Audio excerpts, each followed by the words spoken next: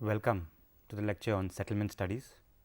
I am Vishwesh Kandolkar, and today I am going to discuss with you the relationship between settlements and geography. Before we begin, let us commence with the definition of settlements. Human settlements means the totality of the human community, whether city, town or village, with all the social, material and organizational, spiritual and cultural elements that sustain it. This definition was as per United Nations Vancouver Declaration on Human Settlements. Settlements are broadly categorized as rural and urban.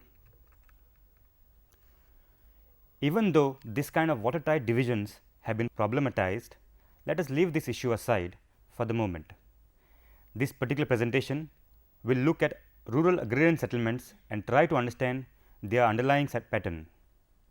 To quote Simon Bell, patterns are everywhere, and it is by recognizing them that we can orient ourselves, try to make sense of our world and predict the way that certain actions may occur. The central objective of this presentation is to arrive at a methodology of looking at settlements. This methodology will look at various scales at which we can look at settlements, various morphological layers which we can study it, as well as finding out precisely how to encounter the environmental image of these settlements. Before we begin, some questions. Are there observable patterns in seemingly irregular forms of settlement? What is the relationship between geography and settlements? What is a settlement system? Is there a boundary? And the relationship between morphological patterns and the environmental image itself. Let us look at this last question and ask whether one can identify the patterns of the settlement based on the image provided on the screen. To an unfamiliar observer, this would be very difficult. Nonetheless, the inhabitants of the place will immediately recognize the layers and orient themselves to the given environment. In this presentation, I will also attempt to familiarize you with the underlying layers of the settlement morphology. Let us look at the Google map image of Goa. At the first glance, it is difficult to make out geography of the land based on a mere Google image. The region of Goa is divided into 3 geographic zones which correspond to the elevation of the land. The 3 major geographic systems in Goa are the highland, the midland and the lowlands. These 3 different types of landforms correspond to the unique system of farming, namely Morod, Kher and Khazan systems of agriculture. It is seen that these geographic systems has also led to unique types of settlement patterns. This is a map of Goa approximately displaying different geographic regions and its agricultural practice. It is seen that the 3 regions generally run parallel to each other. If we observe carefully in this map, then the southern region of Kankona Kape here, the 3 systems seem to lie in close proximity. In fact, it is here that the western Ghats, which are along these lines, suddenly turn and reach out to the sea. We will take and look at this Kankona Kape region for a detailed analysis because of the proximity of the 3 regions, the Khazan, the Kher and the Morod. This is a Google image where we can see some of the settlements which lie in Khazan, Kher and Morod. The yellow ochre are Khazan systems, which are the low lying along the coast of the Kankona Taluka. Kher are the midland little higher up, and Morod are the highlands along the western Ghats. We will be looking at Morod settlements for a detailed discussion.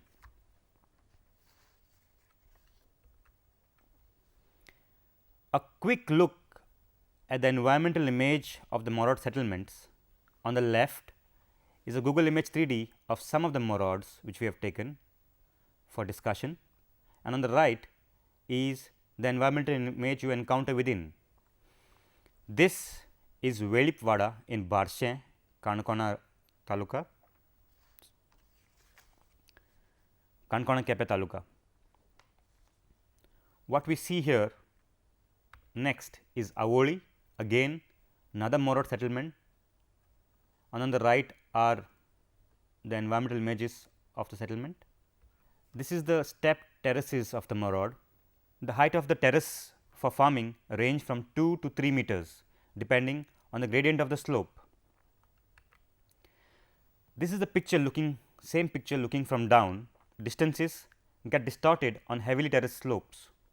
Connections to various places are made through winding pathways, especially along the contours. Serpentine paths are also seen connecting vertically through steps and terraces. It is very difficult to imagine the slopes and distances within. This tree is quite a large tree, and if you see the human height, which is not seen here, but nevertheless that each contour is almost to the height of a human being. The next is Wagona in Kola, Kankona region, another Morod settlement. Again we can see the highlights on the left and the environmental images we encounter on the right. Step streets are a common feature, and this last one is a Vijayawada in Sristal, again in Kankona Kepe region. We are doing this study in order to compare it, and the first questions which begs to be asked is that how do we study a Morod settlement or settlement for that matter? In order to demonstrate the relationship, one must arrive at a framework for studying morphology of agrarian settlement. A detailed study must be carried out at various scales in order to understand the various components of landscape and their impact on settlement morphology, beginning with the regional level, which looks at the overall geography and the landscape system, down to the level of settlement cluster, and finally to the level of dwelling itself. What we see on the screen here are these different scales. Right outside, which is A, is the larger watershed level. B, the next scale in the red, is the organization of settlement with respect to field and geography. Next level of settlement study is C, where we see the precise settlement cluster and where we will be able to encounter the nature of terracing of the Morod agricultural land. We can go up to the level of 500 scale, where we can see how the dwellings negotiate the contour, and finally we will be able to go to the last scale 200 scale, where thresholds between dwelling and settlement will be revealed. Now, all this we must bear in mind that the geography of the land goes from low to high. What we see in white is a high land, and as we go down darker is lower. Let us take the case of Barshe settlement in order to understand the details of what we are discussing so far. This is a 3D Google image of Barshe settlement. The black dot is a location of the Barshe settlement within Goa. This is the Barshe settlement in detail in 3D Google image. What we see in a dotted line is the watershed boundary of Barshe, and the red is the Velipwada. The watershed system level. What we see in red dotted line is a larger watershed, and this is a very important level in order to study agrarian settlements. What is this watershed system? Is when there is a precipitation of rain on this land, there is going to be a surface water drainage, and this surface water drainage forms a singular system. The irrigation departments of each talukas document the watershed levels. So, it is possible to collect this data and superimpose it on the Google Earth image in order to document it.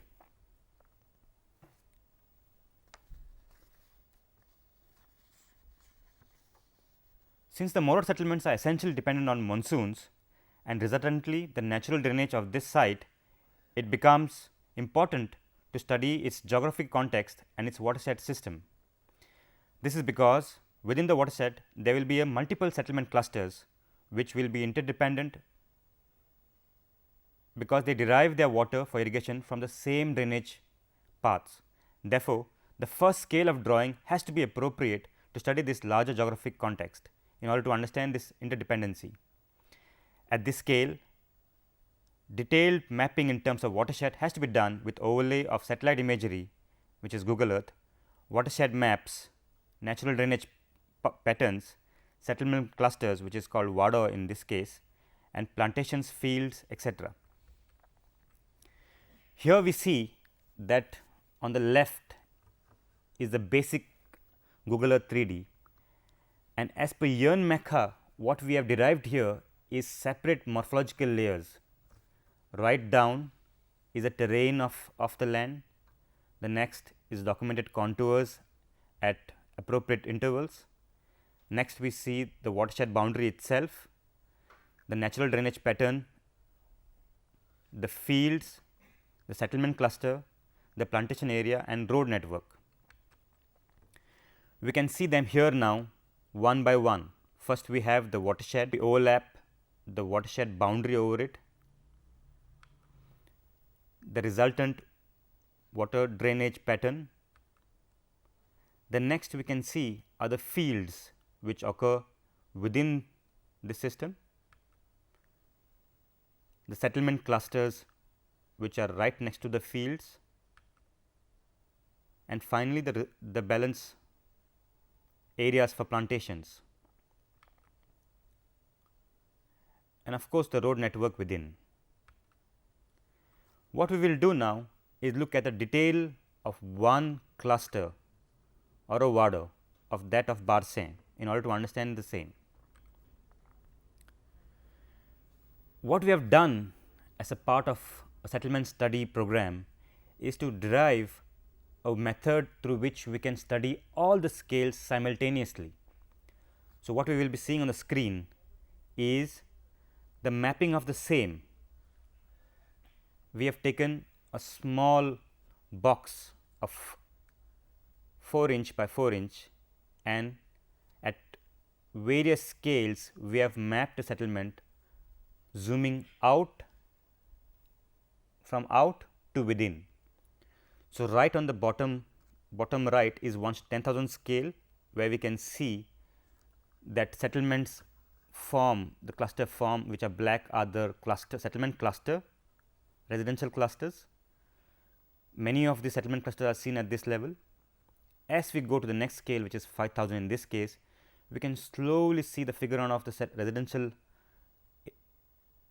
buildings within. As we move further, we can make out that more details of settlements are seen, and therefore, we will be able to scrutinize patterns at a detail level. Likewise, we can go down up to the scale of 1:50, where we will be able to reveal the relationship between architecture, type, as well as the artifacts that negotiate the relationship between inside and outside. Let us look at them one by one. This is a larger scale. This is a settlement level precise.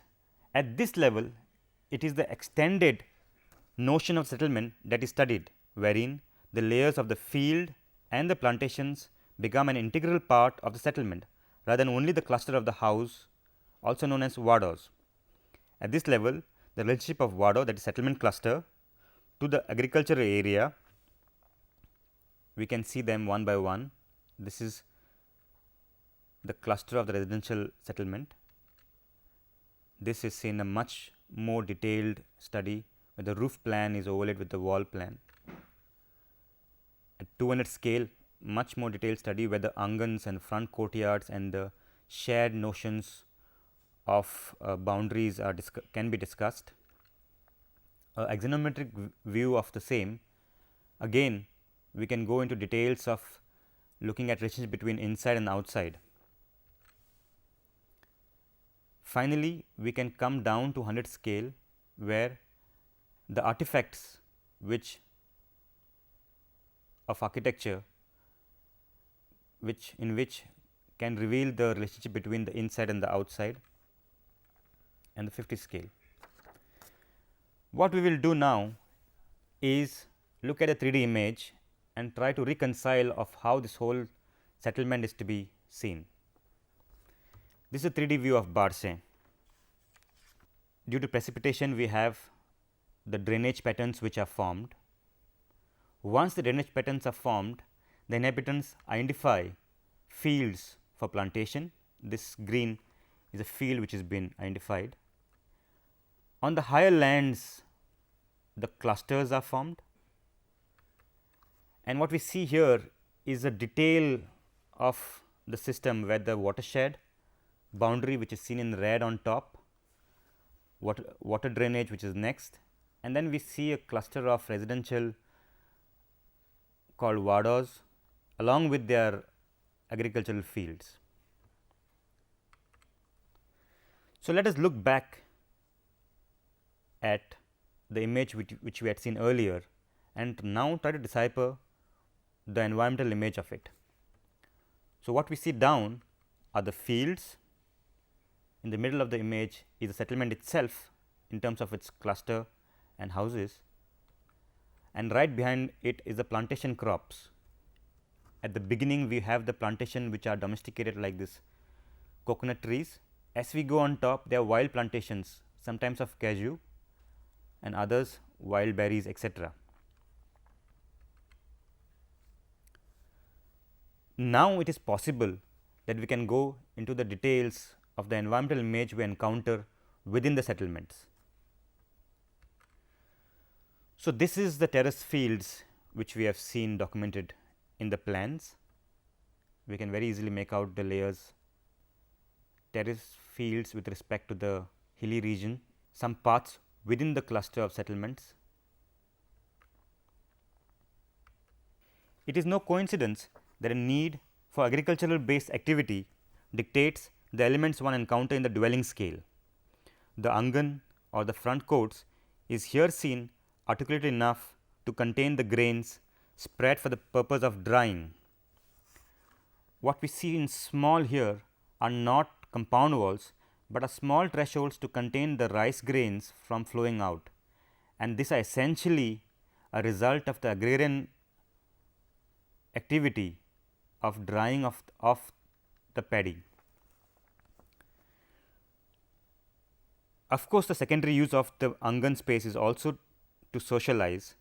The angans do act as external living space for the settlement. The domestic activity are not confined to the four walls of the house. The dwelling space is not merely contained in the four walls, but extend to the immediate shared angans to the winding steps, connecting them at times to the fields.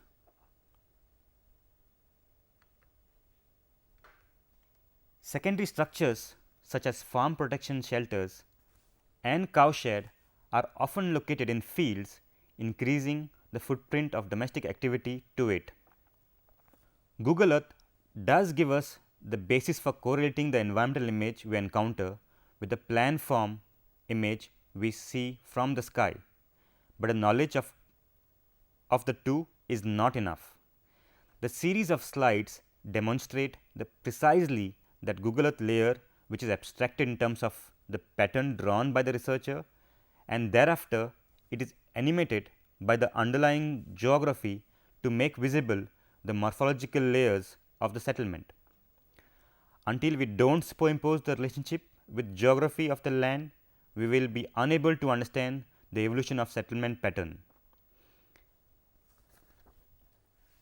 It is clear that geography, especially the lay of the land, has a deep relationship to the settlement itself, and by understanding the geography, one will be able to decipher the patterns of the settlement. What we will do next is look at several Morod settlements and see if we can decipher a common pattern within all these Morod settlements. Having seen a methodology of studying one Morod settlement, it will be interesting to see if we can compare several of them to decipher the patterns within. We are going to look at 4 settlements for comparisons, and this is again a methodology of comparing them. First, what we had seen is a way of looking at various scales, but now we apply this methodology of looking at several of the highland moraad settlements. To quote Spiro Kostov, that no settlements, however arbitrary is its form may appear to us, can be said to be unplanned. Beneath the strangest of twists of lane or alley, behind the most fitfully bounded public places, lie an order beholden to prior occupation, to the feature of the land, to long standing convention of the social contract, to a string of compromises between individual rights and the common will. This quote by Spiro Kostov will be discussed in detail. So, what we have done here is taken these 4 settlements within the watershed and mapped them and put them simultaneously against each other. The comparison is made in order to demonstrate the hypothesis that irrespective of the size and shape of the settlement system, the essential relationship between geography and morphological layers of the settlement remain the same. So, comparisons of the same scale Google image within the watershed system is seen here. This is Barshe, and what we had seen was Barshe in detail was a small part here. This is Wagona, much smaller settlement. This is Sristal, again within the same highland, and finally Avoli here. What we see is that over the Google Earth image, we have superimposed the water drainage systems over them. So, next here what we do is we map the agricultural fields within. What we can slowly decipher from this at each of the settlements is that apart after the larger lay of the land and the way in which the water moves through this land, we find that inhabitants have very wisely crafted fields within. Most of this field lie along the watershed lines, along the water drainage lines. This is in case of Barshe. We can see it much more clearly in a more difficult terrain of Sristal, that the fields are below in the valleys. Same is the case of Wagona, again much small settlements, much tighter settlement in terms of its size and the closeness of the valleys and the mountains, and therefore, we see that along the water lines are the fields, and this is the case of Avoli again. Next, we find that after we have these layers of fields, we superimpose the settlement cluster level. Now, settlement cluster levels are the clusters where houses are located, and they all come in clusters, as you may see in all the 3. Many of times such clusters are divided on the lines of caste or kinship, depending on the places they are located. Most of these are Velip settlements. They have common holdings of the land. Velips are marginalized communities in Goa, which are mostly occupying the highlands of Goa. So, what we see again here is that there is a definite patterns emerging across all 4, whether it is Avoli, Sristal, Wagona and much larger Barshe. Finally, we have superimposed the vegetation, and now all the layers of morphology are laid down. So, what we see as Google image is not merely settlements within, but many layers of settlements, not just settlement cluster by itself. Settlement which has settlement residential cluster, it has cluster of fields, it has plantations, etc. Look at it once more. when we normally go through Google image or we fly over a particular terrain, we inquire or we try to understand what must be the underlying pattern. And the pattern simply is that different layers of fields, settlements, drainage, plantations are revealed. In this case, once again a 3D image which can much better reveal the layers as against the plan. This is a case of Barshe, and this is the case of Wagona. The more high the terrain, much less area which is there for agriculture, and therefore, the terraced fields. So far, what we have found out that when we study settlements in agrarian context, it is not simply that we have to look at where we encounter the building itself or the house itself. In agrarian context, the concept of settlement is much larger. The boundaries are not limited to the housing clusters, but they extend to the fields and many times right up to the vegetation levels outside. So, what we many times urban dwellers might consider as wild, but for the inhabitants they are not wild, they are part and parcel of the settlement, larger concept of settlement systems. In order to understand settlement systems in agrarian context or in context of rural countryside, it is important to keep in mind that all these layers come simultaneously and they act with each other to create a larger whole. We have seen here, to be precise, a much more broader definition of settlement in a rural context, and what we are now going to show you is a methodology which we have derived as a part of settlement study at Goa College of Architecture. Very briefly, it required a broad theoretical framework we have to understand. Now, the broad theoretical framework requires first to establish operational definition of key terms, in this case what is a settlement, what is a watershed boundary, what is settlement cluster, what are the local terms for it. We also need to understand various morphological ways in which we can understand settlements. Ian McHugh method, there is Pyro-Kostov, there are various other authors which can enlighten the concept of settlements. Then we have to do a broad survey of the region.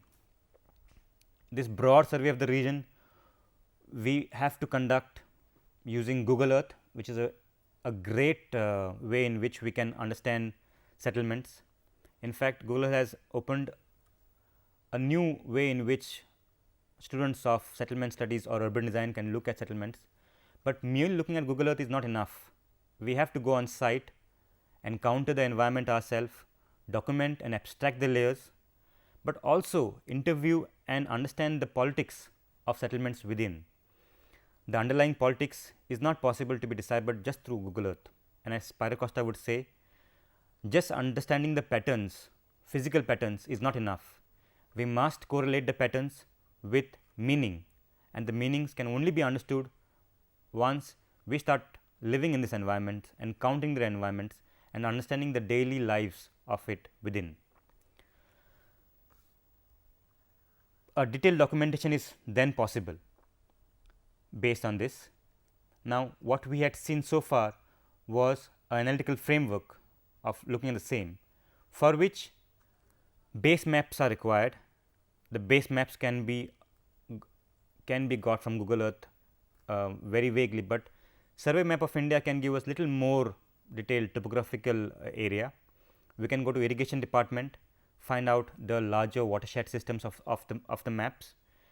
A land survey maps of a region documenting the detailed houses with the land parcels along with the larger agriculture boundaries is also required. All these three along with the satellite imagery, especially from Google Earth, once overlaid on one another is a great tool from where we can abstract layers. The other statistical data like number of houses, major occupation, origin can be again acquired from relevant sources. Then we have to focus the reason for emergence of observed morphological patterns.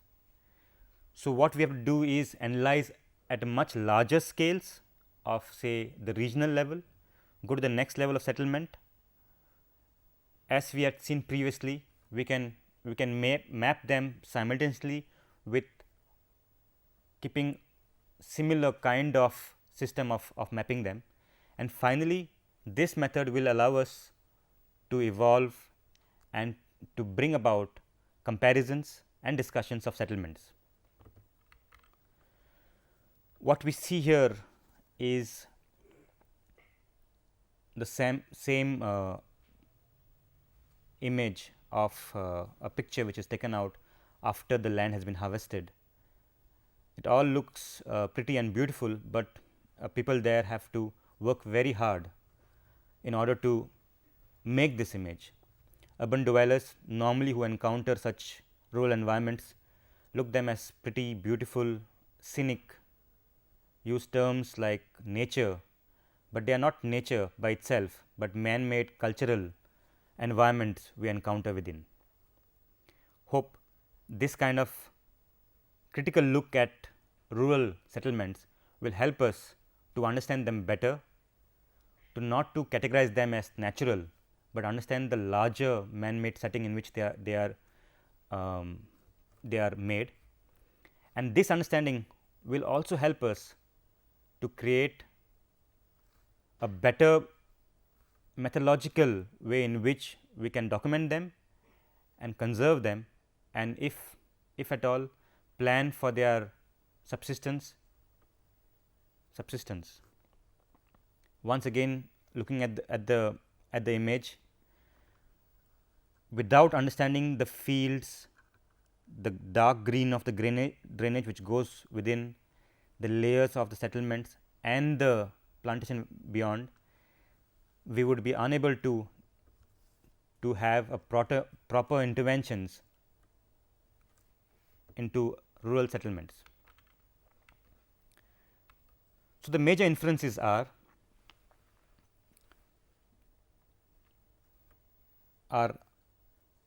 precisely that.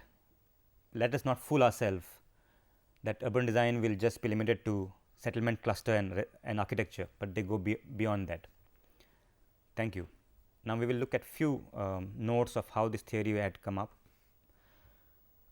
This theory of studying agrarian settlement was developed as a part of course on settlement study at 4th year level at Goa College of Architecture, conducted by myself. The presentation relies heavily on study done by Raghav Jalan as a part of undergraduate dissertation, again guided by me at Goa College of Architecture.